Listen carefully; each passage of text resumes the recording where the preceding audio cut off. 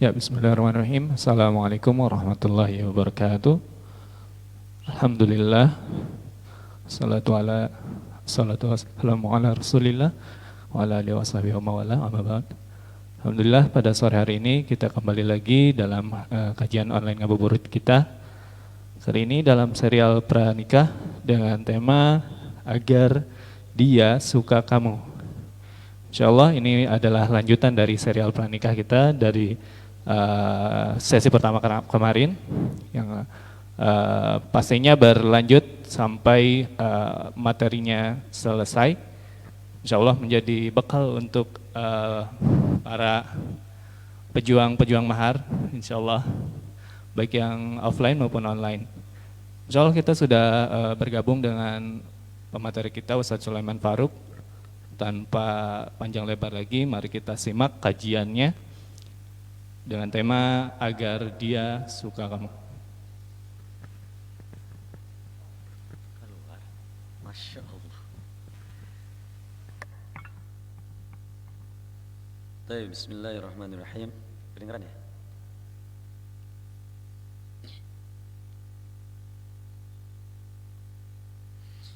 Alhamdulillahilladzi allafa baina qulubina fasbahna bi ni'matihi ikhwana.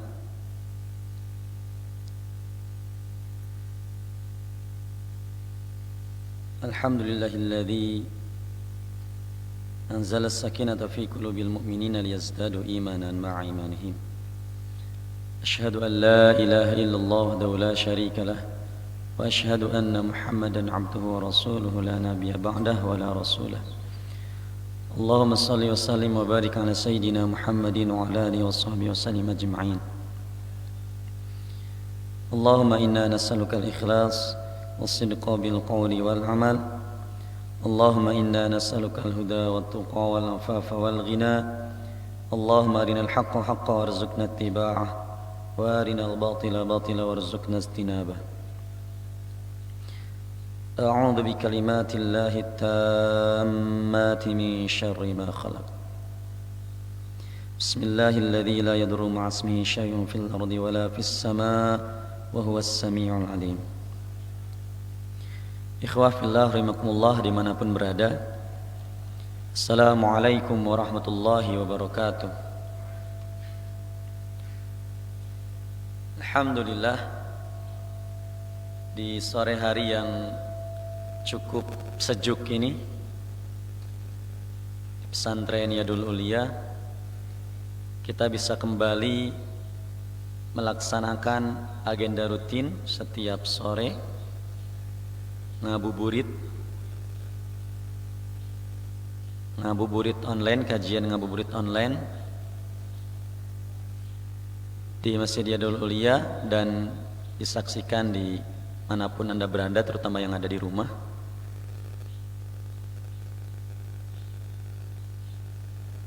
Semoga Ramadan kita yang ke-8 ini terus menjadikan kita pribadi yang lebih kuat, pribadi yang lebih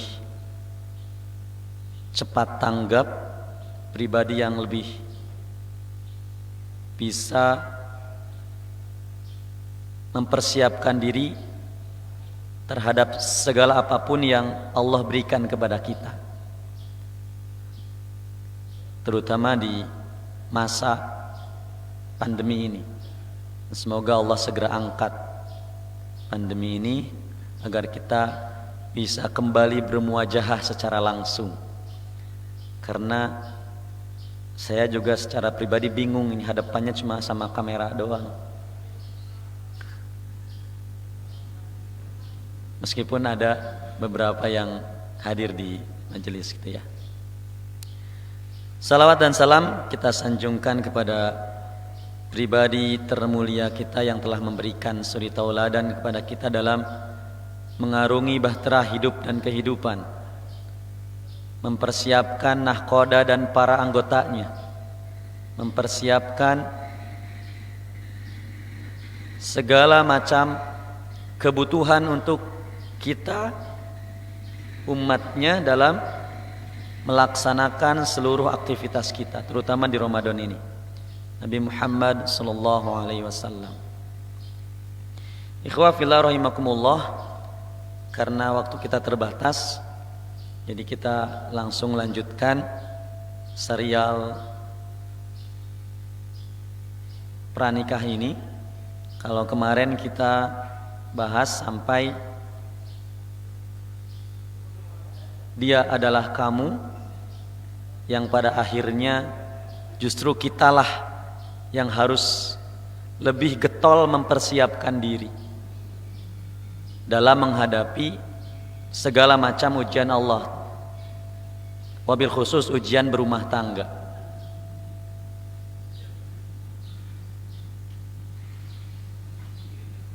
Karena lelaki yang baik hanya untuk perempuan yang baik, hanya untuk laki-laki yang baik. Laki-laki yang baik hanya untuk perempuan yang baik. Perempuan yang tidak baik hanya untuk laki-laki yang tidak baik. Laki-laki yang tidak baik hanya untuk perempuan yang tidak baik. Meskipun saya balik tadi ya, kalau di ayat yang kemarin kita bahas perempuan dulu. Maka mari kita lanjutkan. Meskipun ada beberapa pertanyaan kemarin yang tidak saya langsung kasih jawaban tentang jodoh, tentang kepo ya, ngepoin orang yang kita suka. Kalau ngepoin berarti kita tidak disuka. Maka saat ini mudah-mudahan ada jawaban agar dia suka kamu. Ikhwah fillah rahimakumullah, sejatinya memang terutama kita anak-anak muda ya, saya masih muda mungkin ya. Anak-anak muda itu memang gelora mudanya Masya Allah.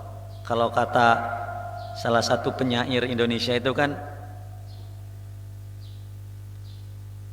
para pemuda ini darahnya darah yang tidak bisa tenang gitu ya, terus bergelora. Nah, ini fitrah gitu ya. Kita nggak bisa memaksakan diri kita untuk tidak hasrat ini, kemudian pikiran ini, kebutuhan ini tidak bisa. Namanya apalagi ikhwan laki-laki gitu ya, itu adrenalinnya para pemuda itu pas kuat-kuatnya. Maka kita ingin belajar dari orang-orang yang juga sama memiliki hasrat yang kuat, adrenalin yang kuat, fisik yang kuat, tetapi bagaimana semua potensi itu bisa menjadi kebaikan agar dia suka kamu. Kita belajar dari sosok yang Allah sebutkan paling banyak dalam mushaf yang ada, yang kita miliki ini. Kita belajar dari sosok pemuda yang luar biasa. Kita ingin belajar bagaimana sih lagi muda memanfaatkan seluruh potensinya supaya dia bisa segera suka sama kita.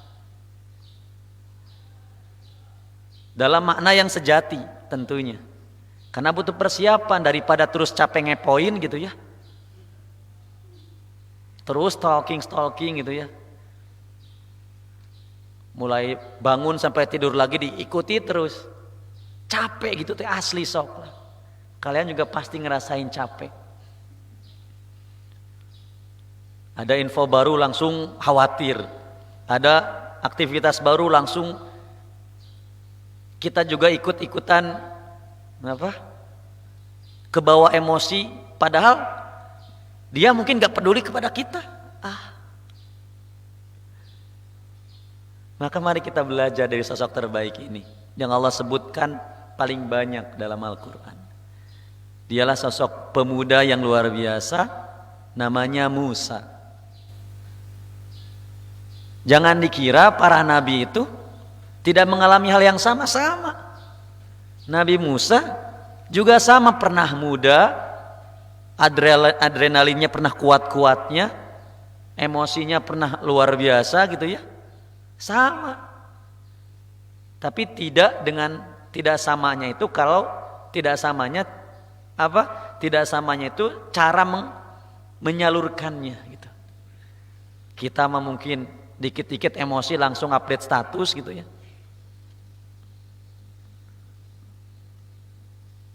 Langsung update status, mau negatif, mau positif, mau lagi makan, mau lagi kemana, jalan-jalan dan sebagainya. Update status, bahkan curhat wae di status gitu ya. Sampai dulu ada populer ya di kemarin tadi tuh saya diminta panitia untuk menyiapkan materi berupa PowerPoint, tapi afwan ya belum saya siapkan.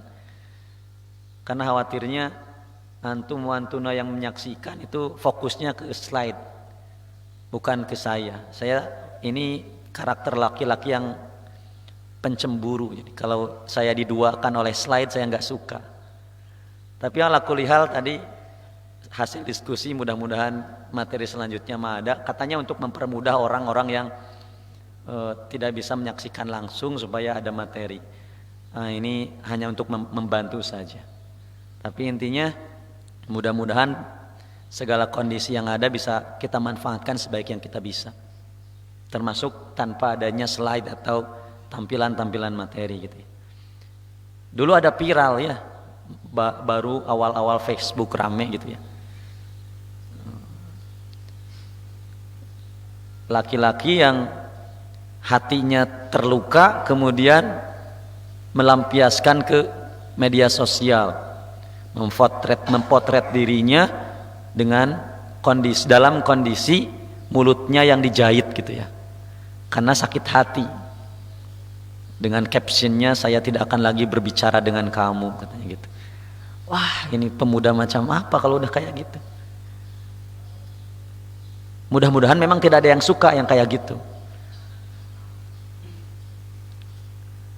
ya. Gak tahu zaman sekarang apa masih ada kayak gitu ya, mulutnya dilakban gitu mungkin. Ini sebagai bukti aku sedang marah sama kamu. Aduh, laki-laki kayak gitu.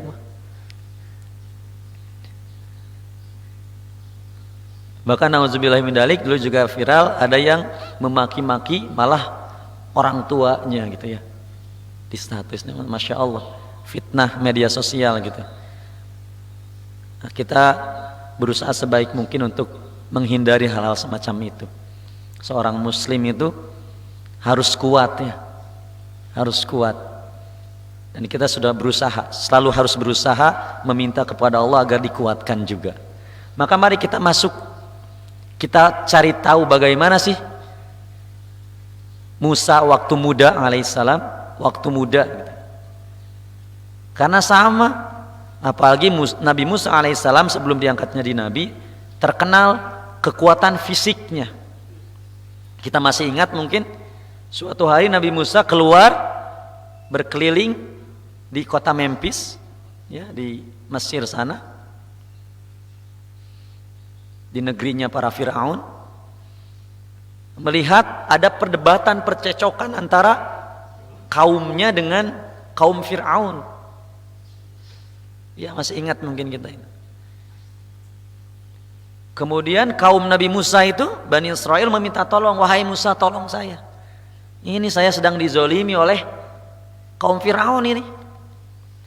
Maka namanya anak muda kalau lihat saudaranya satu darah dia, satu keturunan Bani Israel disakiti, itu kita pun sama mungkin. Ada saudara kita yang terzolimi, langsung emosi kita memuncak. Kadang tanpa ada tabayun, bahasa kita itu ya, tanpa ada tabayun, langsung suruduk begitu. Begitu Nabi Musa, langsung nyuruduk gitu ya, bahasa apa nyuruduk itu, langsung serta merta nyamperin gitu ya dua orang tersebut dan tidak sengaja melakukan dorongan. Tidak sengaja melakukan dorongan sampai anak orang yang dari golongan Fir'aun itu mati. Musa sendiri kaget, kok bisa kedorong tiba-tiba mati. Itu saking kuatnya Nabi Musa.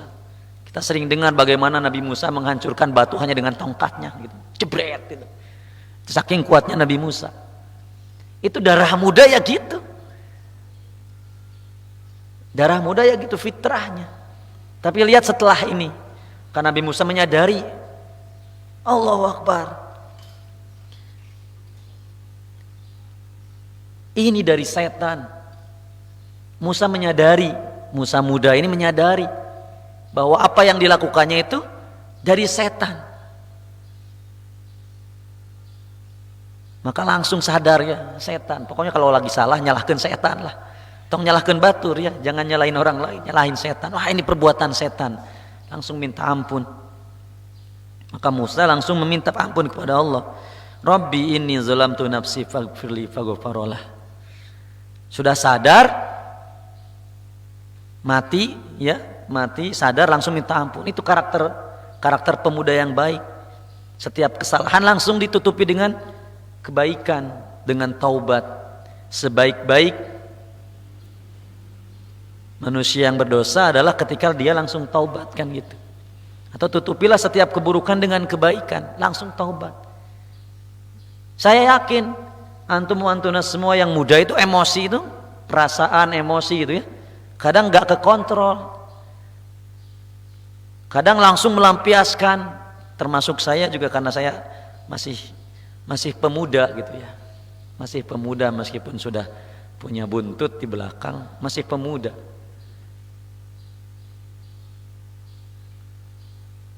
Selama masih ada bulu hitam di janggut, bulu hitam di rambut gitu ya, berarti masih muda lah, meskipun sudah ada yang putih-putih. Tapi ketika membuat kesalahan langsung seperti saya gitu ya, meminta ampun kepada Allah. Itu singkat cerita karena bakal panjang kalau dikisahkan ini. Nanti kalau pengen tahu kisah lengkapnya nanti datang, kalau sudah Allah izinkan, bunuh kaum Fir'aun sehingga Fir'aun marah, berang dan mencoba mengejar Nabi Musa. Maka Nabi Musa kabur, lari dari Mesir ke negeri Madian. Itu Masya Allah jauhnya itu beribu-ribu kilometer. Lari terus tanpa henti menghindari kejaran pasukan Fir'aun. Tapi lagi-lagi ini biasa pemuda begitu ya, kalau ada emosi dengan orang gitu ya, main kabur aja gitu, menghindar gitu. Nah, ini karakter pemuda kayak gitu kan.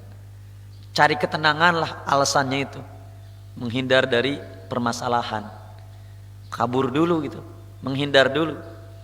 Begitu juga Nabi Musa, kabur ke negeri Madian yang jauh-jauh itu. Tapi dalam kondisi seperti itu pun tetap apa? Tetap meminta pertolongan kepada Allah supaya perjalanannya yang jauh itu tidak disesatkan. Maka Nabi Musa berdoa kembali, Rabbi ayyahdiyani sawa'as sabil. Ya Rabb, mudah-mudahan Tuhanku memimpin aku ke jalan yang benar. Terus mengkaitkan dirinya kepada Allah. Setelah sebelumnya sambil di perjalanan juga terus berdoa, Rabbi najjini minal qaumidz zalimin, jauhkan aku dari orang-orang yang zalim ya Allah. Nah, itu karakter pemuda sejati itu gitu.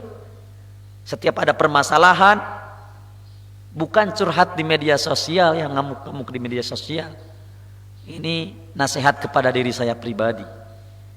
Apalagi seorang muslim, jadikan media sosial itu media yang membuat orang-orang yang membenci Islam semakin takut terhadap Islam. Dengan apa?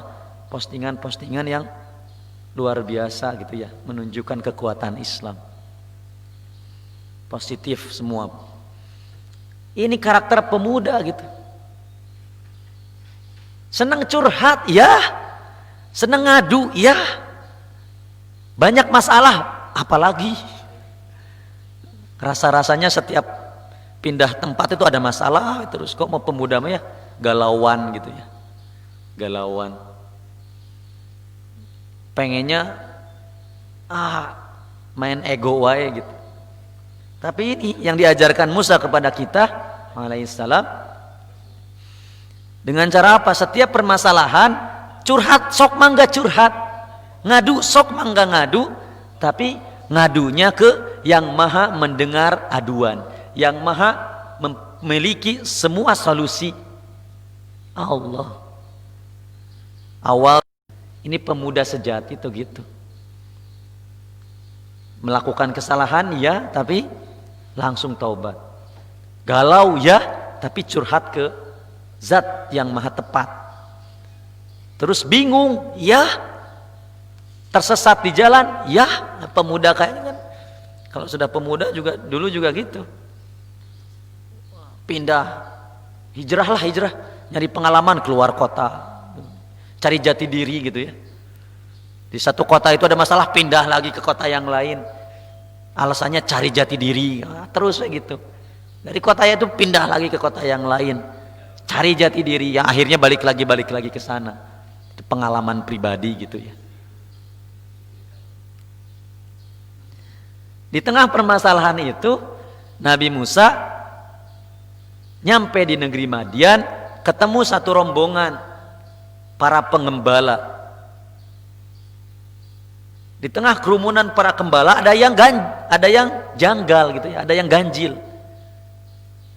Menggabungkan janggal sama ganjil jadi ganjal gitu. Ada yang janggal, jadi repot juga. Ada yang janggal di tengah kerumunan para pengembala domba dan domba-dombanya itu, ada yang janggal. Masa ada yang aneh? Kok ada satu gerombol domba yang memisah, dan ada yang lebih janggal dari sekedar dombanya yang memisah. Apa? Yang mengembalanya ternyata dua orang perempuan. Antum bayangkan di tengah gurun pasir ya, di satu mata air, para pengembala sedang berebutan air di satu sumur. Kemudian ada satu kelompok domba yang digembalakan oleh perempuan. Pasti kita langsung mikir di otak kita, ini gak punya bapak anak kemana gitu ya, atau gak punya saudara laki-laki kita ini kan, ada yang janggal gitu. Ini fitrah ya, fitrah kalau ada di suatu tempat yang mayoritas laki-laki tapi tiba-tiba ada perempuan itu, pasti fitrah kita langsung berpikir janggal. Kok ada perempuan di tempat laki-laki? Sudah ada tulisan kamar mandi laki-laki misalkan, ada perempuan, pasti kan naluri kita bertanya, ada apa ini? Maka Musa yang kelaparan, ketakutan, bayangkan dari Mesir ke Madian terus lari, belum makan, belum minum gitu ya. Kumaha capek nah. Santri madrasah dulu pernah long march ya, setengah jam dari jalan raya ke lokasi kemah di Ciberem. Itu selesai long march itu, satu botol itu kurang minum itu. Ini Nabi Musa dari Mesir ke Madian, berapa hari perjalanannya, terus berlari gitu ya. Tapi dalam kondisi capek, kondisi lelah, haus, lapar, tidak terbersit dalam dirinya untuk berbuat yang negatif. Bahkan ketika ngelihat kejanggalan yang ada di depan matanya, ada dua perempuan yang melakukan pekerjaan yang seharusnya dilakukan oleh laki-laki, langsung ada inisiatif untuk bertanya, untuk menolong. Maka Nabi Musa turun itu ke tempat minum itu. Kalau bahasa kita sekarang gitu ya, neng nuju naon? Neng yang terang itu tempat laki-laki. Itu logat Sunda kan gitu ya. Neng terang di sini teh tempat laki-laki. Ari neng nuju naon di dia. Nah, si nengnya itu juga rewas, kaget ya. Kaget. Nah, insyaallah ini akang, saya teh sedang mengembalakan domba bapak saya. Qadarullah bapak saya itu sudah tidak kuat lagi mengembalakan domba sejauh ini, sehingga kami mencoba membantu. Karena kalau tidak digembalakan, domba-domba kami akan mati. Setelah itu jangan dibayangkan zaman sekarang kita ya, sumurnya juga. Sumur di masa Nabi Musa itu ngambil airnya belum ada alat kayak kita sekarang digeret atau pakai sanyo gitu, dipencet keluar air. Enggak, atau pakai pompa yang zaman dulu kita gitu. Enggak. Sumur Nabi Musa waktu itu, di masa itu sumurnya besar gitu ya. Kemudian kalau ngambil air pakai timba yang terbuat dari kayu itu, yang lebarnya kurang lebih semeter gitulah. Pernah lihat gitu ya di film-film Shaolin dulu gitu. Ada timbanya tuh kayak gitu, lebarnya semeter, ada pegangan di tengahnya. Kalau nggak mau ngambil air, turun ke bawah. Antum bayangkan kalau ada perempuan yang berada di tempat situ, bagaimana? Kalaupun boleh ya, misalkan ya udahlah terpaksa nggak apa-apa. Tapi mikir palingnya, gimana cara ngambilnya itu? Gak mungkin kuat oleh seorang perempuan turun ke bawah. Kata iklan juga, lu rese kalau lapar gitu. Maka inisiatif Nabi Musa, wah ini bahaya kalau terus-terusan di sini. Sudah Neng, punten ya, saya mau bantu Neng pindah saja ke sana bawa gembalanya biar saya ngambilkan. Nothing tulus lah, bukan modus-modus ini mah. Karena nggak mungkin modus juga kan, udah pikiran udah kalut ya Nabi Musa teh, lapar haus, udah rese kalau manusia normal itu. Tapi Nabi Musa mencoba berinisiatif. Ini kalau bahasa di sastra itu kan empatinya kuat gitu ya.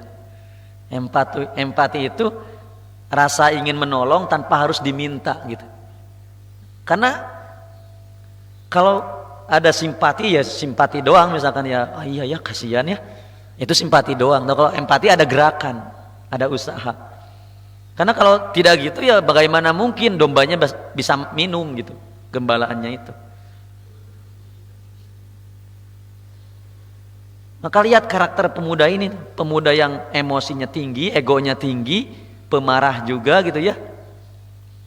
Pemarah dalam arti ngelihat kemungkaran kayak tadi gitu ya. Tetapi masih punya empati, jarang kayak gitu tuh. Jarang. Laki-laki mah biasanya kalau udah marah nggak keluar rumah tuh. Diem aja itu, nyumput simutan, tidur terus. Alasannya kontemplasi, gitu, cari ketenangan. Tapi ini kita diajarkan, nggak gitu pemuda asli itu. Terus saja keluar, ada masalah keluar, terus berbuat kebaikan. Maka Nabi Musa mengambil, memberikan air itu kepada dua pengembala cantik itu. Anaknya Nabi itu ya, Nabi itu fisiknya secara fisik bagus semua. Keturunannya juga sama. Ini Neng, sudah. Setelah itu nggak basa-basi, langsung pergi aja Nabi Musa karena tugasnya sudah selesai. Nggak minta apa, bagaikan mentari gitu ya, menyinari tanpa apa, syair itu, bagai mentari menyinari sepanjang hari gitu. Tanpa harap terima kasih gitu kan ya. Langsung sudah ngasih minum, sudah nothing tulus, pergi lagi nyari apa, pohon, berteduh di bawah pohon. Setelah berteduh di bawah pohon, habis nolong orang baru sadar lagi, iya ya saya teh lapar, belum makan, haus, baru sadar lagi.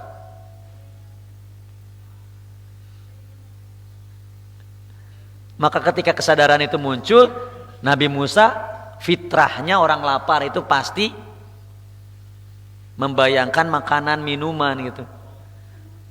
Maka Nabi Musa kembali meminta ke Zat yang Maha Kuasa. Tapi ini yang harus kita perhatikan. Karakter orang-orang hebat seperti Nabi Musa ini pantang meminta secara blak-blakan gitu ya. Karena apa? Karena malu kepada Allah. Sudah diberikan fisik yang kuat, otak yang cerdas, kemudian berbagai hal, tempat tinggal. Tapi perhatikan doa yang diucapkan Nabi Musa alaihissalam. Beliau menengadahkan tangan kemudian berkata, Rabbi inni lima anzalta ilayya min khairin fakir. Masya Allah. Ya Rabb, sesungguhnya aku atas semua kebaikan yang Engkau turunkan di muka bumi, sungguh aku membutuhkan. Padahal aslinya mah Nabi Musa itu minta apa? Minta makan, minta minum, minta tempat tinggal. Tapi karena rasa malunya Nabi Musa kepada Allah, maka doanya, adab doanya luar biasa. Rabbi inni lima anzalta ilayya min khairin faqir. Nah, dihafal ya. Kalau nggak hafal nanti buka surah Al-Qasas ayat 24. Rabbi inni lima anzalta ilayya min khairin faqir. Ya Rabb, sesungguhnya aku atas semua yang Kau turunkan, kebaikan yang Kau turunkan di muka bumi ini, aku butuh ya Allah. Nah, itu udah melingkup. Doanya minta makan, minta minum, minta tempat tinggal, tapi yang diucapkan itu doa yang penuh dengan adab. Maka kita belajar dari orang-orang hebat tentang meminta kepada Allah. Jangan, ya Allah, berikan aku seseorang yang tingginya 2 meter, kulitnya putih, matanya belok, hidungnya mancung, rambutnya lurus panjang, misalkan gitu ya. Semua disebutkan, nomor sepatunya 36 dan sebagainya gitu. Wah, detail banget.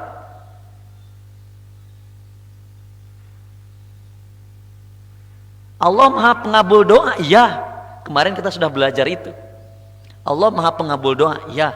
Tapi kadang bukan doanya yang tidak terkabul, tapi kita yang kadang tidak siap untuk dikabulkan doanya. Maka kata para guru saya, kalau doa bukan tentang apa yang kamu minta, tapi persiapan apa yang kamu lakukan ketika doa itu terkabul. Kemarin kan contohnya sudah saya jelaskan. Ada satu orang, ini penjelasan di kitab Al-Hikam Ibnu Athaillah, ada satu orang yang ingin setiap harinya makan 2 potong roti, 1 gelas susu. Maka dia meminta, ya Rob, berikan aku 2 potong roti, 1 gelas susu setiap hari, 3 kali sehari gitu ya, tanpa aku bekerja keras. Kan enak ya kalau bisa gitu. Kita tidak kerja keras tapi rezeki datang kepada kita terus menerus gitu. Sok mah enggak, silahkan. Yang detail kayak gitu. 2 potong roti, 1 gelas susu. Dikabul gak sama Allah? Allah itu Maha Pengabul doa. Dikabul sama Allah. Cuman tadi dia tidak siap dengan terkabulnya doa dia sendiri. Yang qadarullah, Allah kabulkan doanya lewat fitnah. Dia difitnah, masuk penjara. Ketika di penjara, dia disuguhi oleh sipir penjaranya 2 potong roti, 1 gelas susu, 3 kali sehari. Dia tidak perlu bekerja. Doa dikabul. Tapi dia akhirnya meraung kembali, ya Allah, kenapa doanya seperti, kenapa Engkau berikan aku ujian seperti ini? Padahal dia doanya tadi apa? Supaya diberikan 2 potong roti, segelas susu tanpa bekerja. Dikabul. Allah Maha Pengabul doa. Maka hati-hati. Para ulama nggak pernah mendetailkan doa kayak tadi gitu ya. Berikan seseorang yang tinggi, cantik, kaya, atau sebaliknya, tinggi, ganteng, soleh, hafal 30 juz, paham agama. Wah, pasti cepat lakunya kalau kayak gitu. Gak mungkin nganggur. Ada laki-laki yang ganteng, tinggi, kaya, ilmunya dalam gitu ya, hafal 30 juz, gak mungkin nganggur. Biasanya itu 17 tahun saja sudah nikah kayak gitu itu. Maka belajarlah kepada Nabi Musa cara meminta. Berikan aku ya Rob pilihan terbaik yang Engkau pilihkan. Sudah. Terbaik menurut Engkau ya Rob, sudah. Maka doa istikharah kan gitu ya.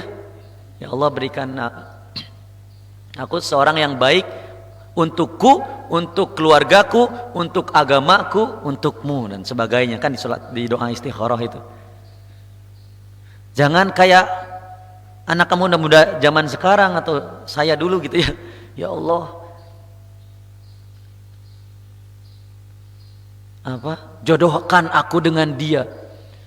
Kalau memang bukan jodoh, pokoknya dijodohkan ya Allah. Kalau tidak cocok, cocokkan ya Allah. Kalau orang tuanya tidak setuju, setujukan ya Allah. Nah, itu malah maksa sama Allah gitu. Padahal belum tentu yang menurut kita baik itu baik di mata Allah. Belum tentu yang tidak baik di mata kita tidak baik di sisi Allah. Asa yakuna apa? Di surat Al-Baqarah itu ada ayatnya ya. Kanan atas, kiri atas itu. Kutiba alaikumul qitalu wa kurhul lakum itu ya. Asa takrahu syai'an wa huwa khairul lakum wa asa. Ya itu. Saya kalau kayak gini mesti lupa ayatnya. Apa yang menurut kalian tidak baik, belum tentu di mata Allah tidak baik. Belum tentu itu tidak baik, bahkan malah baik untukmu. Nah, maka doa itu jangan ribet-ribet ya. Apalagi yang sering ikut training motivasi gitu ya. Wah, disebutkan detail, ditulis detail gitu ya. Sampai tanggalnya pun dicatat gitu. Alasannya untuk afirmasi lah, supaya giroh kita terus membara untuk terkabulnya doa itu. Nah, para ulama ini simpel-simpel karena mengambil belajar dari para nabi. Karena kalau disebutkan detail capek sendiri kita dan belum tentu kita siap. Tapi kita lanjutkan. Setelah doa itu selesai, Nabi Musa beres doa gitu ya. Tiba-tiba ada satu orang perempuan tadi datang dengan malu-malu menundukkan pandangannya. Akang, beluh luas ya, lagi tiduran, leye-leye di bawah pohon gitu ya. Ada yang manggil, "Alah Neng, ada apa?"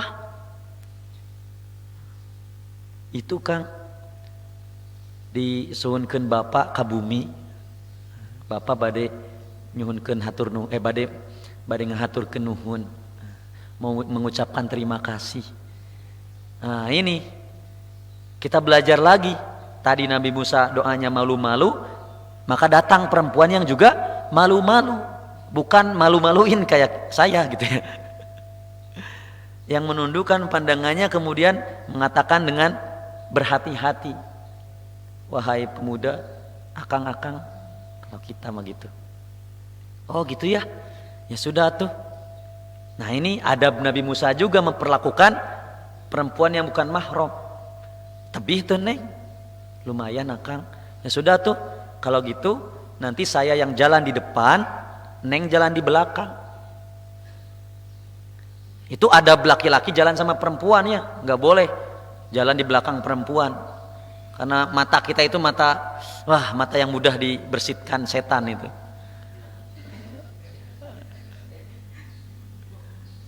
Jalan di depan perempuan. Nanti kalau ada belokan, Neng kasih tanda, kalau ke kanan lempar batu ke kanan gitu ya. Kalau ke kiri lempar batu ke kiri saya. Oh gitu Kang, muhun atuh. Dan tidak ada perbincangan di jalan. Terus gitu. Singkat cerita Nabi Musa ketemu. Meskipun ini belum diangkat jadi nabi ya Nabi Musa. Tapi kita sebut Nabi Musa saja. Belum diangkat jadi nabi, masih pemuda biasa gitu ya. Pemuda biasa yang dengan kekuatan fisiknya, kecerdasan akalnya, empatinya yang luar biasa gitu. Masuk ke sebuah rumah yang dalam tafsir mah tidak dijelaskan ayah dari kedua perempuan itu. Tetapi sebagian menyebutkan di Sahih Sirah mah tidak ada, tidak disebutkan. Tapi ada yang menyebutkan juga di kisah yang lain saya baca itu Nabi Syuaib alaihissalam, ayahnya itu. Nah, sudah gitu masuk rumah kemudian dijamu. Lihat, dengan mudahnya Allah memberikan jalan kepada Nabi Musa yang kelaparan dan kehausan butuh tempat tinggal. Dijamu oleh Nabi Syuaib dengan baik, kemudian ditanya latar belakangnya tiba-tiba apa, diceritakan sedang diberi kejar-kejar pasukan Firaun dan sebagainya. Maka Nabi Syuaib, tenang, kamu sudah aman di sini. Mangga silahkan tuang ngaleut yang ada sini, nikmati. Masya Allah. Tidak pernah bilang ke Allah, ya Allah aku lapar. Tapi Nabi Musa dapat makan tuh, dapat minum tuh, dapat naungan tuh. Dengan cara yang skenario Allah yang luar biasa baik, terbaik.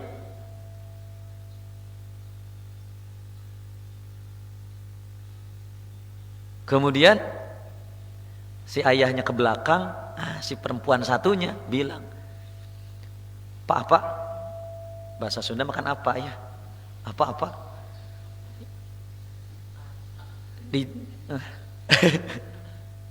Bapak, ayah gitu ya. Kenapa ayah tidak jadikan pemuda itu pembantu kita dalam mengembala gitu? Karena pemuda itu pemuda yang amanah dan kuat. Pemuda yang terpercaya dan kuat. Bagaimana perempuan tadi tahu Musa kuat dan amanah? Karena tadi kuat ngambil air ke sumur menggunakan alat yang berat itu. Kuat karena tidak meminta imbalan ketika menolong. Amanah karena ketika berjalan tidak mau di belakang perempuan, tidak mau ada komunikasi, menjaga pandangan, menjaga lisan. Amanah. Karena Musa pemuda baik, perempuan itu perempuan baik, ayahnya pun ayah yang baik, faham. Ayah yang baik, hatinya bersih, faham. Itu tuh kode. Si Neng resep ke pemuda eta gitu ya. Kamu teh suka sama pemuda itu. Kode. Maka si ayah ini langsung bilang ke Nabi Musa. Apa? Sesungguhnya aku bermaksud untuk menikahkan engkau dengan salah satu putriku. Dengan ketentuan bahwa engkau bekerja bersamaku selama 8 tahun. Dan kalau engkau ridho menyempurnakan 10 tahun. Lihat skenario Allah. Musa yang lapar, haus, butuh tempat tinggal. Cuma itu kebutuhannya sebenarnya gitu ya. Tapi doa adabnya kepada Allah dijaga. Kepada manusia pun adabnya dijaga. Allah berikan yang lebih, bukan hanya makan, minum, tempat tinggal, tapi apa? Mertua yang baik, putri dari mertua yang baik. Setelah itu Musa pun diberikan kenabian. Dahsyat skenario Allah itu. Sedang galau, tapi tetap jaga adab kepada Allah, kepada manusia. Maka pengabulan dari Allah jauh lebih besar. Coba kalau doanya kayak tadi orang yang tadi ya, Nabi Musa bilangnya mungkin, ya Allah aku lapar, butuh makan, minum, dan tempat tinggal. Pasti Allah ijabah, pasti. Tapi mungkin ya sebatas itu, makan, minum, sama tempat tinggal. Tapi kalau adabnya dijaga, tadi bukan hanya makan, minum, tempat tinggal, tapi mertua yang baik, putri dari mertua yang baik. Bebas Nabi Musa milih tuh dari antara keduanya, mau adiknya mau kakaknya mangga. Di satu riwayat Nabi Musa memilih adiknya. Maka ini menjadi syariat buat kita.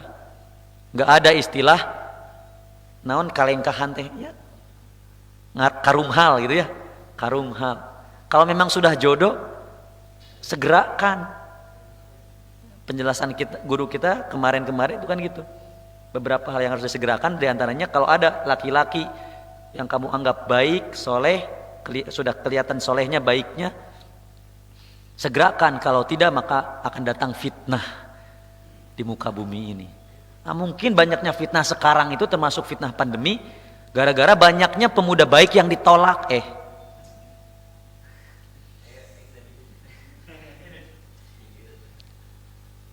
Mungkin seperti itu ya. Emang pekerjaan kamu apa? Ngasih makan apa? Ngasih makan anak-anak saya apa? Mau kasih makan cinta? Ya memang itu juga jadi syarat ya. Tapi jangan sampai gitu ya. Jangan sampai, karena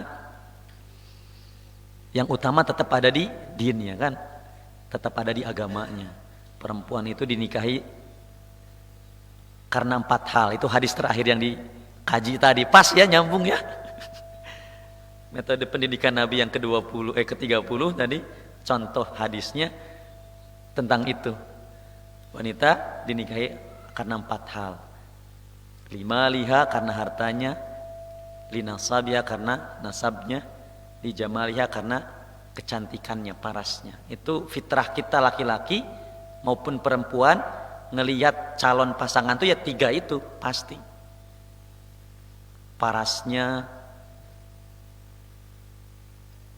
finansialnya, nasabnya. Tapi kata Nabi, pilih agamanya. Ya, yang utama tetap ada di agamanya. Lanjut hadis yang tadi, kalau ada laki-laki yang sudah baik, soleh gitu ya, maka segerakan. Kalau tidak, akan muncul fitnah di dunia ini. Masya Allah. Masalahnya sedikit pemuda baik yang siap gitu. Mungkin soleh iya gitu, soleh rajin ke masjid iya, tapi persiapan yang lainnya tidak. Persiapan berumah tangganya tidak disiapkan, finansialnya tidak disiapkan. Rata-rata gitu kan pemuda jomblo mah, kemana angin berlalu di situ aku berada gitu ya. Aku mengikuti arus air ini yang entah kemana. Mending kalau ke lautan luas samudra banyak makhluk gitu. Kalau jatuhnya nanti ke septic tank gitu ya, punten.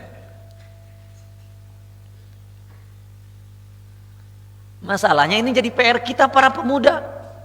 Rata-rata kalau perempuan mah siap lah, balik itu siap. Rata-rata. Masalahnya banyak antum ya ikhwan. Ikhwan. Saya lihat yang nonton itu ikhwan. Segera siap gitu. Siap ilmunya, ruhaninya, fikriyahnya, ilmunya ya, jasadiahnya, fisiknya, finansialnya, ilmu sosialnya. Karena urusan rumah tangga itu bukan urusan aku dan kamu menjadi kita, bukan. Yang penting saya mah sudah siaplah ilmu saya dengan untuk berumah tangga, insya Allah siap. Tapi ternyata tidak siap sosialnya. Akhirnya kuuleun di rumah sama istri terus. Enggak fantasyiru fil ard, enggak bermanfaat di masyarakat. Sementara laki-laki dibutuhkan oleh umat ini. Apalagi laki soleh gitu ya. Maka perhatikan ini ikhwah fillah rahimakumullah semuanya. Tinggal 10 menit lagi nih.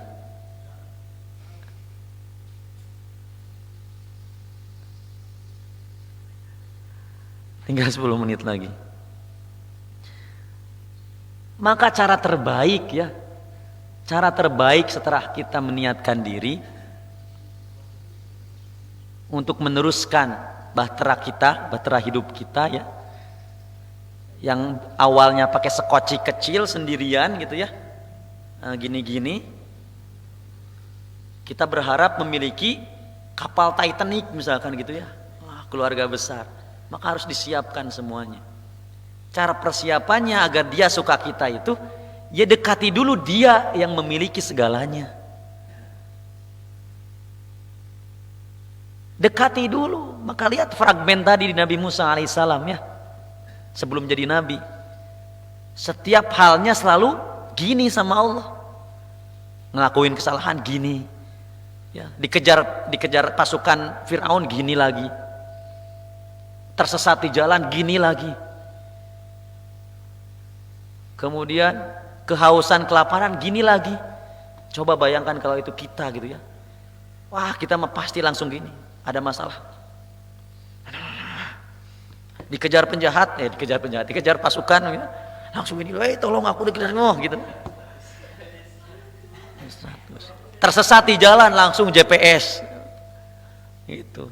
Padahal jangan terlalu percaya juga sama GPS. Saya pernah gitu sama istri, mau main ke teman, ada acara di rumah teman gitu ya, pakai GPS, nggak tahu pakai GPS, terus ngikutin GPS gitu. Anda sudah sampai, Anda sudah sampai. Beneran ini Mi kita sudah sampai? Iya Mi itu udah ada sampai. Ini kuburan Mi. Ini kuburan bukan rumah teman kita. Ternyata sudah sampai di haribaan gitu ya. Andelin Allah tetap. Andelin Allah. Terus setelah itu ikhtiar yang lainnya. Apa ikhtiar yang lainnya? Ikhtiar kerja nyata gitu ya. Terus bergerak. Berikan hal-hal positif ke masyarakat. Hati sedang bersedih itu bukan diam di rumah. Gerak gitu. Karena hati juga bisa berubah ketika aktivitas fisik berubah.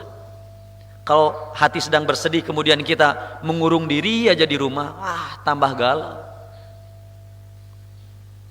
Keluar, berikan kemanfaatan yang banyak ke masyarakat. Tunjukkan prestasi-prestasi kita. Udah, hati ini biar Allah yang ngatur. Tapi fisik ini harus tetap bermanfaat kepada umat. Kemudian kuatkan diri, kuatkan fisik, kuatkan ruhani, kuatkan fikri. Perbanyak membaca, perbanyak belajar. Fisiknya juga dijaga. Gak boleh laki-laki itu setelah nikah ngalempreh di rumah gitu. Masyarakat membutuhkan antum semua, wahai ikhwan. Antum itu ditunggu umat, ditunggu masyarakat. Masa antum ridho terus-terusan yang mimpin perempuan gitu ya, jangan jadi pemimpin perempuan, RT nanti perempuan, RW perempuan. Enggak, bukan salah perempuan itu, tapi karena antum yang tidak hadir di masyarakat. Udah gaya ya. Marah-marahi. Antum tuh ditunggu masyarakat, wahai ikhwan. Ambil peran di masyarakat, RT-nya, RW-nya, lurahnya, camatnya, bupatinya, gubernurnya, presidennya. Karena memang itu tugas berat, itu memang tugas antum. Punggung antum itu sudah Allah ciptakan untuk menahan beban yang berat. Bermanfaat di masyarakat. Berikan kemanfaatan, kuatkan fisik, kuatkan diri, fikri, ruhani dan sebagainya. Dan kalau Allah izinkan pertemukan dengan calon yang cocok, gitu ya. Hormati dia dengan segala keadaannya. Kalau Allah jodohkan, berarti udah rezeki antum. Pelihara dengan baik, jaga dengan baik. Kalau Allah nggak jodohkan, nggak usah marah. Ya, kalem we. Seperti kemarin Salman Al-Farisi yang kalem. Kalau dijodohkan, jadilah seperti Ali bin Abi Thalib gitu. Dan sebagainya. Masya Allah. Setelah dihormati, memberikan respek, ya, ditampi alhamdulillah, ditolak Allahu Akbar, kan gitu. Allahu Akbar berarti ada calon yang lebih bagus untuk saya, gitu. Kalem. Istri kita fahami itu. Nah, saya rasa cukup ya 5 menit terakhir ini. Jadi agar dia suka kamu, dekatilah dulu dia yang maha memiliki segalanya. Yang kedua, beramallah, berikhtiarlah, bekerja keraslah, berprestasilah.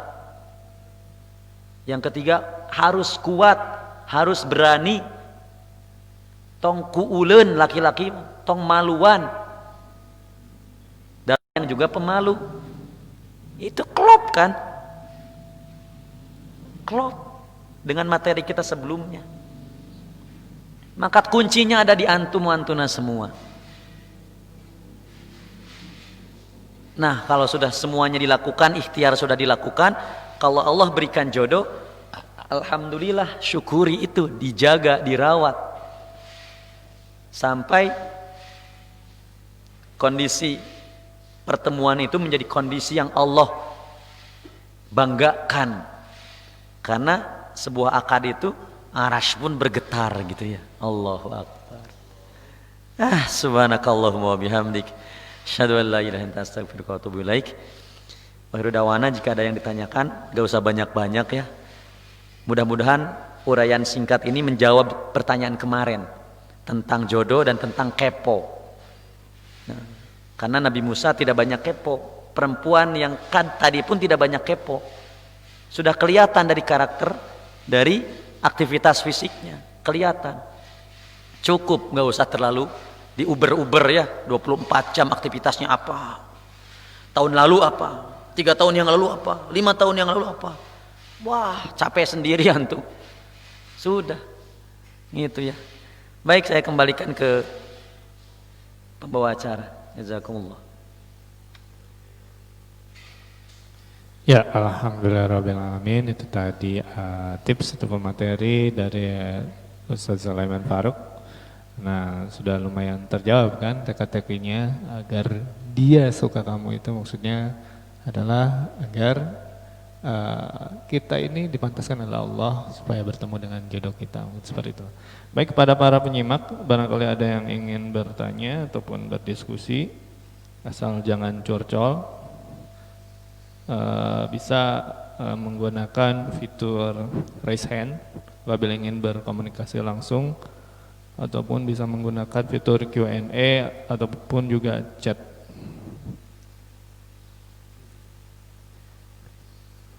Ustaz, ini ada pertanyaan masuk nih dari audiens Zoom. Bismillah, masalah di umat yang sering menjadi penghalang adalah budaya, yang mana seringkali pernikahan ini tertunda akibat paradigma mahalnya biaya acara pernikahan. Akibatnya seorang ortu lebih rela anaknya bertahun-tahun melalui masa perzinahan dalam kutip di kalangan terdidik sekalipun. Bagaimana tanggapan Ustaz tentang hal ini? Apa gimana? Nggak jelas. Jadi seringkali pernikahan itu tertunda akibat paradigma budaya. Jadi orang tua lebih memilih si anaknya bertahun-tahun ya terlibat dalam perzinahan dalam kutip gitu, mungkin pacaran lah istilahnya di kalangan, walaupun si dua itu udah si siap dua itu gitu ya? Dari kalangan terdidik gitu, misalkan dari mahasiswa atau akademisi gitu, seperti itu. Tapi tetap terjebak dengan paradigma orang tua yang harus budaya. Mungkin karena biaya pernikahan saat ini itu mahal gitu, berpuluh-puluh juta, padahal yang harus diutamakan adalah mungkin halalan seperti itu. Nah, gimana tanggapan Ustadz katanya terhadap ini? Terus tambahannya, fenomena corona bikin pernikahan lebih hemat, gitu. Ya sok atuh. Mang Ustadz tanggapannya? Masya Allah. Aduh, gimana ya? Bentar.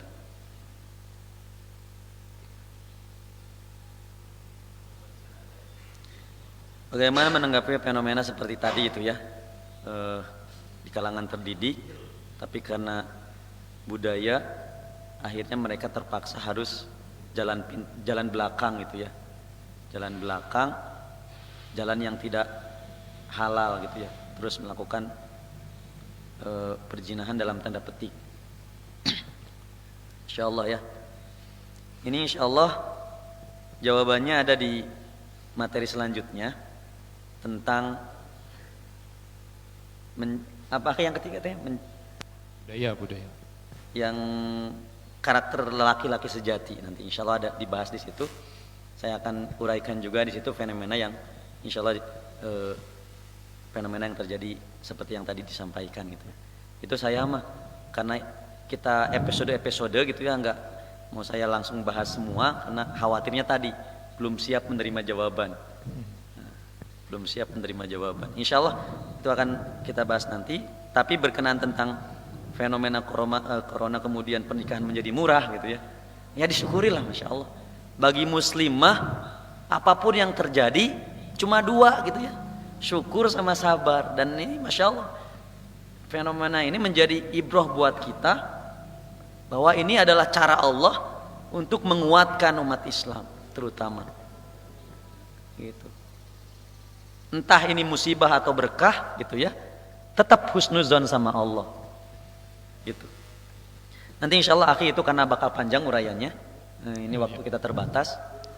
Ya itu mungkin di-keep ya insya Allah. Di-keep dulu ya pertanyaannya untuk yang bertanya ini, karena kita masih panjang terhadap tema-temanya. Ini kita masih baru penjajakan karakter istilahnya. Nanti mungkin akan terjawab setelah karakternya terbangun dan menumbuhkan rasa kepercayaan dari orang tua. Betul. Seperti itu ya. Nah, di-keep terus pertanyaannya, insya Allah di sesi-sesi sebelumnya, selanjutnya akan terbahas. Juga mungkin pertanyaan yang kemarin juga masih belum, di-keep supaya kita tidak menelan mentah seperti kata Ustadz tadi. Kemudian ini ada juga pertanyaan dari Nugraha SND. Assalamualaikum Ustadz. Bagaimana tips jitu untuk para pemuda labil ini supaya siap untuk menikah? Sebenarnya kemauan udah ada katanya Ustaz. Taib. Pertanyaan yang sebelumnya tentang jodoh, bagaimana kita tahu jodoh kita, sebenarnya kalau antum mencermati materi ini pasti paham. Kalau antum mencermati kisah ini dari awal sampai akhir tentang bagaimana kita tahu dia jodoh kita. Kan kemarin pertanyaan gitu ya. Kemudian yang kedua, apakah boleh kita kepo ke orang yang kita suka misalkan gitu. Kalau antum cermati semua kisah ini, insya Allah sebenarnya kalau menurut saya ini sudah terjawab. Nah, tapi kalau masih belum berarti antum harus ikut kelas offline baru dijelaskan panjang lebar itu. Insya Allah kalau bagi saya ini sudah terjawab gitu ya dari kisah ini. Apakah dia jodoh kita? Bagaimana kita tahu dia jodoh kita atau bukan? Yang kedua, boleh nggak kepo terhadap orang yang kita suka itu? Ini sudah clear. Kalau masih belum, antum bisa cermati juga di tadi kisah yang anak sampaikan di Al-Qasas mulai dari ayat 15 kalau tidak salah. Mulai dari ayat 14 sampai 28. Itu frame pemuda banget itu. Satu kasus pemuda banget yang cocok sebenarnya dengan saya dulu juga gitu. Waktu masih gelora mudanya membara gitu. Nah, cuman saya terlambat dapat kisah itu gitu. Itu aja. Terus yang kedua tadi teh apa? Yang terakhir, pertanyaan terakhir dari Sandri Nugraha. Iya. Tips jitu katanya Ustaz. Untuk pemuda labil yang sudah punya kemauan menikah. Itu sama, materinya sama ragu-ragu, dengan pertanyaan pertama. Itu labil. Dengan pertanyaan itu sama itu. Itu memilih, kalau tidak salah ya, judul yang sudah disiapkan, ke depan materi yang sudah disiapkan, memilih lelaki sejati. Itu bisa untuk ikhwan, bisa untuk akhwat. Kalau untuk ikhwan berarti mempersiapkan diri. Kalau untuk akhwat berarti cara memilihnya. Insya Allah biar semakin penasaran gitu ya, karena kalau setiap materi tidak langsung ditelaah, diamalkan, itu percuma masuk ke materi yang selanjutnya. Harapan anak setiap materi itu makanya kita kasih singkat supaya bisa ditolaah sendiri, diaplikasikan sendiri gitu. Kemudian ini ada satu penyimak yang akan bertanya secara langsung dari Adit. Ya, boleh kita ada yang tergabung lewat video juga.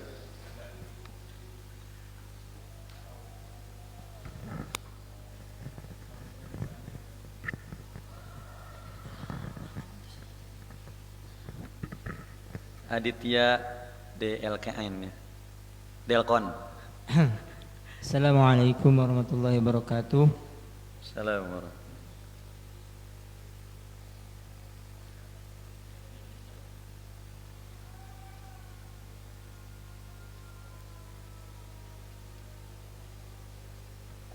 Fadhal akhi. Ustaz, begini Ustaz, ada cara gak atau tips di waktu Ramadan ini supaya, atau amalan apa gitu supaya Syawal jadi gitu? Syawal jadi. Masya Allah, antum kira itu membuat kue gitu ya. Baik. Nah, ini yang menjadi amalan kita terutama di bulan Ramadan, menyambung materi-materi dari ustadz-ustadz sebelumnya di kajian sore. Terakhir di surah Al-Baqarah, kalau tidak salah ya. Al-Baqarah ayat 100 80 berapa kemarin yang tadabbur itu?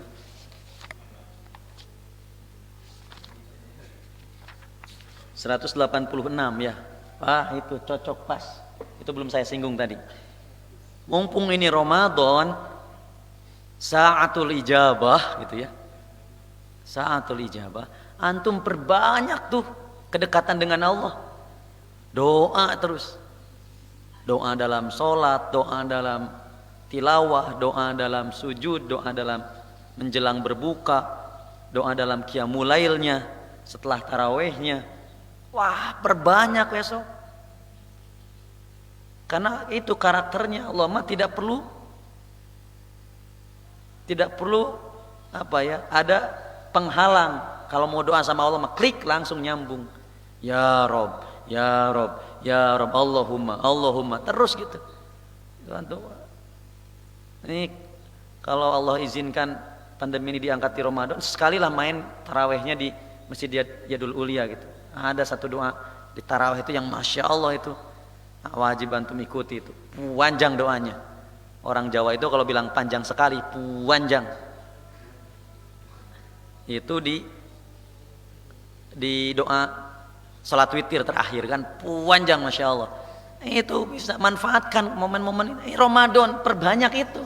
Doa lagi, doa lagi, doa sama Allah. Karena sejatinya tidak ada yang bisa merubah takdir selain dengan doa kepada Allah. Allah sendiri yang akan memperbaikinya. Kalau Allah sudah melihat itu cocoknya, sudah siap. Doa ya Allah, sawal ya Allah, sawal ya Allah. Waktu terbaik mungkin bagi saya sawal. Kalau tidak tarik pokoknya terbaik lah. Jangan dibatasi gitu ya.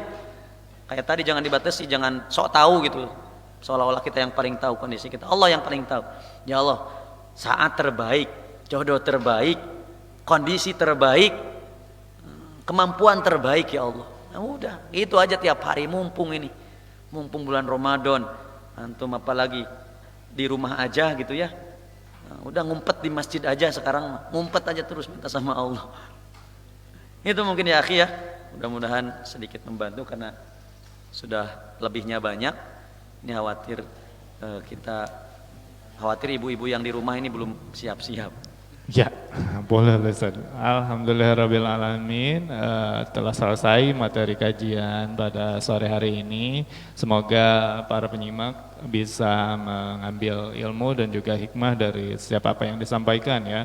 Padahal sudah detail tadi kisah Nabi Musa. Semoga kita bisa meneladani kisah-kisah beliau, di mana dengan ketakwaan beliau maka Allah buat dia suka sama kita. Kamu, saya mau udah, punten. Saya mau udah.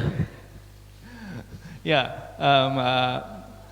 ada beberapa menit lagi nih menuju buka, mungkin bisa digunakan ataupun dimanfaatkan untuk berdoa ataupun bertilawah kepada Allah Subhanahu wa taala dengan segala hajat. Mungkin ada yang sudah punya rencana tapi masih terlambat seperti tadi. Manfaatkan waktu yang tersisa seperti itu. Baik, mari kita tutup kajian pada sore hari ini dengan bacaan hamdalah bersama-sama. Alhamdulillahirrabbilalamin. Doa kifaratul majlis. Subhanakallahumma wa bihamdika asyhadu an la ilaha illa anta astaghfiruka wa atubu ilaik. Sampai ketemu lagi di kajian-kajian selanjutnya di serial Pranikah, di serial Surah Ramadan, dan juga serial Tadabbur Quran bersama Masjid Yadul Ulia. Kami mohon pamit. Wassalamualaikum warahmatullahi wabarakatuh.